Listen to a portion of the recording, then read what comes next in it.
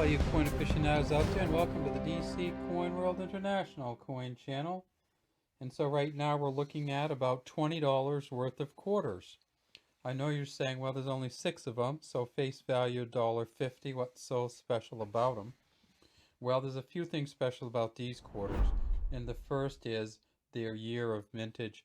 These are all 1964 quarters, and as many of you know, 1964 was the last year in which the U.S.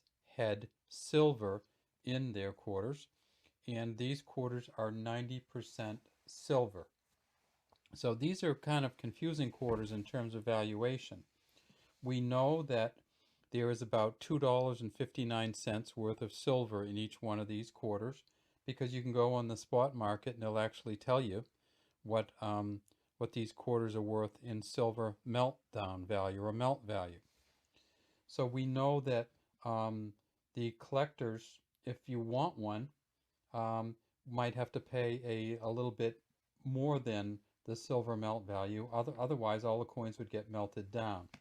So these coins here are all worth about $3.25, $3.50, perhaps a little bit more, depending on their quality. This one in the center is a pretty nice quality quarter.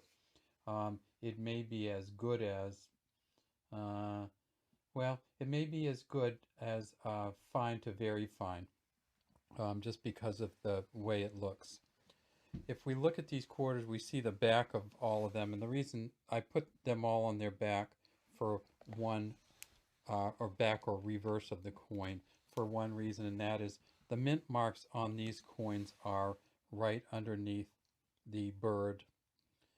So the bird's on clutching a bunch of arrows here. So these are arrows. It's not actually on a log. It's a bunch of arrows that the bird is clutching.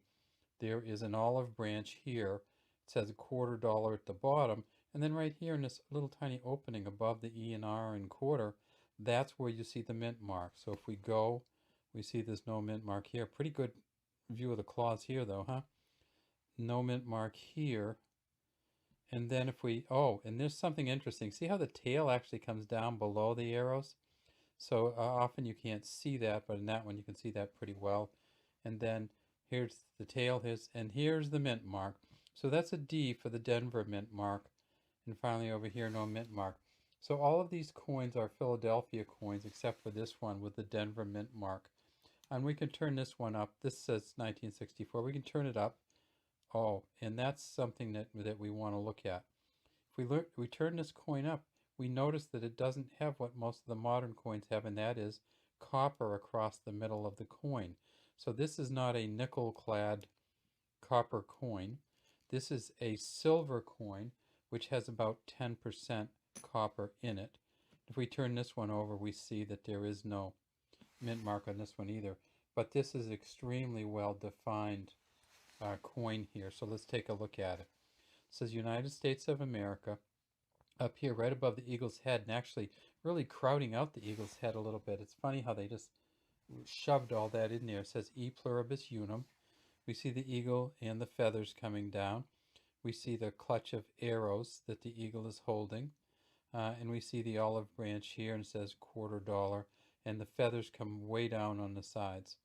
So this is a pretty fine looking coin, and the 1965 coin looks pretty much exactly the same, except it says 1965 here. And on the front we look and we see it says Liberty and In God We Trust. It turns out that from about 1950 something on, 51, 52 on, all of these coins are worth about the same amount, and that is 50 cents to $1 above melt value. Some of them can be worth more depending on whether they're in very good condition or not.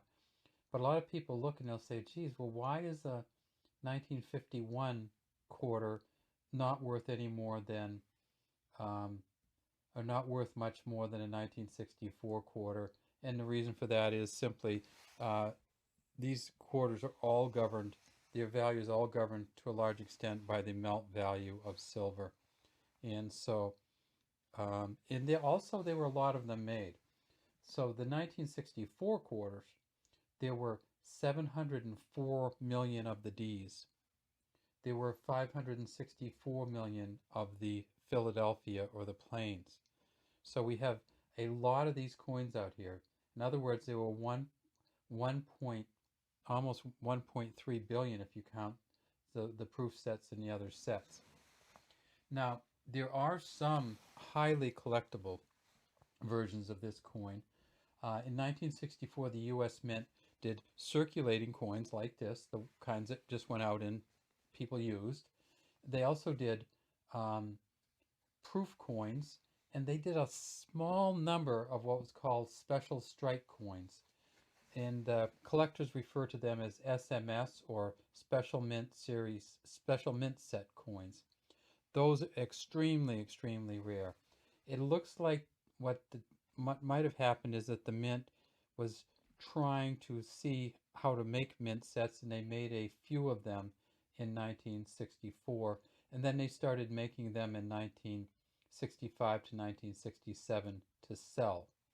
They also made a pure silver version of this coin, but that was that's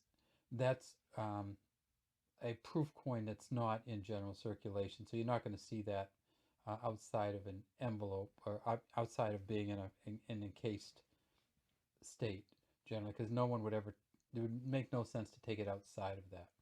So there are some special mint sets. They may have 20 to 50 in existence, but we don't see many of those around, and we're not sure exactly why they made them.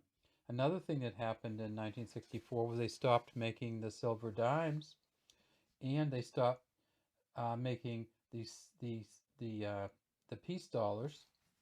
And in fact, they made hundreds of thousands of 1964 D piece dollars, which they later melted down because the Kennedy half came out that year, and the Eisenhower dollars came out also. So when you're looking for the 1964 coins, look for them for their, but remember, you're going to have to pay a huge premium on for 64 and before, because they have a huge silver melt value to them. All right, have a great day from the DC Coin World International Coin Channel, and please feel free to leave a comment in the comment section if you like something or dislike something about this video, and we'd love to have you subscribe if you love US and world coin videos.